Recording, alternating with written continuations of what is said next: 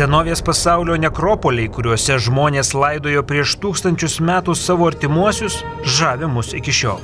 Tai ir Egipto Gizos piramidės ir antikos pasaulio nekropoliai. Jie traukia savo paslaptimis, savo keisčiausiomis istorijomis ir neįtikėtinomis žmogaus pastangomis išlaikyti atminimą apie mirusiuosius. Milijonai turistų traukia į šiuos nekropolius, plūsta ir lietuviai. Tačiau mažai kas žino, jog ir mes turime milžinišką nekropolį. 1000 metų, daugiau nei 30 hektarų, 40 kartų.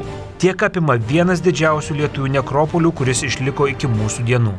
Čia yra labai senos kapinės, jei taip sakyti. Tai yra iš 2–13 amžiaus kapinės po Kristaus. Pilkapynas, kitaip sakant. Štai kaip atrodo lietuvių nekropolis. Šie žemės kauburiai yra kapai. Po jais ilsisi senieji lietuviai. Kaip juos laidodavo? Pirmiausia, ateina, paruošia aikštelę, ar tai miškas ar laukas būtų, ją išlygina, išdegina netgi. Po to jau yra kaip kada. Po to toj vietoj būdavo iškasama duobė. Ir reiškia, ten palaidojamas tas žmogus. Jis ankstyvieji tėvo šitos laikotarpį yra nedeginti, buvo toks tarpas. Šalia dar būna kartais šalia to mirusiojo palaidotas žirgas šalia įdėtas. Atskirais atvejais, reiškia, paskui, reiškia, šitoj vietoj prie šone, prie to mirusiojo, kartais randame akmenų sienelę.